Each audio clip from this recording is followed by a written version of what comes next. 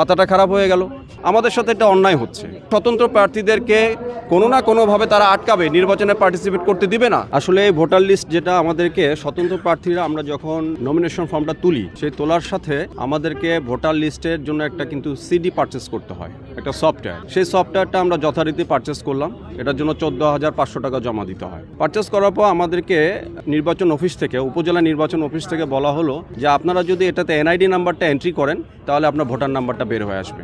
আমরা সেটা করলাম, কিন্তু এটা রেজাল্ট আসলো না, রেজাল্টটা 0, কিছুই শো করছে না। পরবর্তীতে আমরা কি করলাম, যে ডেট অফ বার্থ দিয়ে যাই, সেটাও আসছে না। থার্ড যেটা অপশন চিন্তা করলাম যে ঠিক আছে, নাম ধরে আমি যে লিস্টগুলো করেছি, যে নামটা আছে সেই নামটা ধরে এন্টার করলাম। এন্টার করে দেখা যাচ্ছে ফন্টটা নিচ্ছে না। তো সেখানে আমরা ফেল করলাম, কমপ্লিটলি একটা হ্যারাসমেন্ট। তখন আমাদের হাতে সময় ছিল 2টা দিন। মাথাটা খারাপ হয়ে গেল। নির্বাচন অফিসে আমরা যোগাযোগ করলাম, বললো যে আপনারা একটা কাজ করেন, তাহলে এই সফটওয়্যারটা পুরোটাই আপনারা প্রিন্ট আকারে ম্যানুয়ালি বের করেন, যেটা ছিল আমাদের জন্য একটা নাইটমেয়ার। তারপরেও আমরা সেটা করলাম। সো এই যে প্রথমে যে প্রতিবন্ধকতাটা, যে আমাদের প্রতি যে এতটুক যে অন্যায়টা, এই অন্যায়টা আসলে বিয়ারেবল না, এটা আনএক্সেপ্টেবল।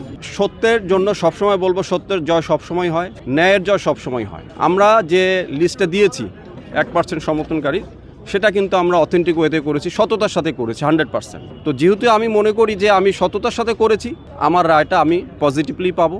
আমার মনে হয়েছে যে সত্যের জয় হবে। চাপটা তো আসলে আমাদেরকে প্রথম দিকেই বড় চাপটা দিয়ে ফেলেছে। সেটা আপনারা নিশ্চয়ই দেখছেন যে আমরা স্বতন্ত্র প্রার্থী হিসাবে আমাদেরকে যে বলা হচ্ছে যে আপনারা টোটাল ভোটারের 1% আপনারা সমর্থনকারী সিগনেচার সাবমিট করবেন। আমি তো মনে করি এটাই সবচেয়ে বড় চাপ, এটাই বড় চ্যালেঞ্জ। আমাদের সাথে এটা অন্যায় হচ্ছে। আপনি দেখবেন যে অনেক দল আছে যারা নির্বাচন করছে, দলীয় প্রার্থী, অনেকেই 4 থেকে 5,000 ভোটই পায় না, জামানত বাতিল হয়ে যাচ্ছে। তাহলে আমাদের সাথে কেন এটা অন্যায়? আমাদেরকে কেন এই বার্তা দেওয়া হলো? না দিলেই তো হতো। আচ্ছা, দিয়েছেন, আমরা করেছি। সেখানেও তো কিছু জিনিস আছে। র্যান্ডম সিলেকশন 10 জন ওনারা করেছেন। 10 জনের মধ্যে কি 10 জনই আপনাকে অ্যাপ্রোপ্রিয়েট, গ্রামের মানুষগুলো কি আপনাকে অ্যাপ্রোপ্রিয়েট সব ইনফরমেশন দিতে পারবে?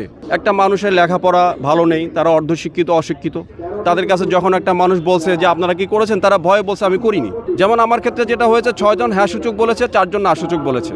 এখন সেই 4 জনকে আমি কিন্তু নিয়ে এসেছি। 4 জন কিন্তু তারা এই ধরনের, তাদের স্টেটমেন্ট অনুযায়ী যে না, আমরা এই ধরনের কোনো না সূচক বলিনি। যেসব অ্যাসাইন্ড অফিসার তাদের কাছে গিয়েছে, তারা নিজের মতো করে, যেহেতু স্বতন্ত্র প্রার্থীদেরকে কোনো না কোনোভাবে তারা আটকাবে, নির্বাচনে পার্টিসিপেট করতে দিবে না, তারা কিন্তু এটা নিজ ইচ্ছায়, স্বইচ্ছায় কিন্তু এই না সূচকটা তারা করে দিয়েছে। এটা বড় চ্যালেঞ্জ আমাদের জন্য। তারপরেও আমরা আশাবাদী, যেহেতু আমি সৎ এবং সততার মাধ্যমে কাজ করেছি, আমি আমার যারা না সূচক বলেছে তাদেরকে আমি নিয়ে এসেছি। আমি মনে করি এর মধ্যে সত্যটা প্রতিষ্ঠিত হবে।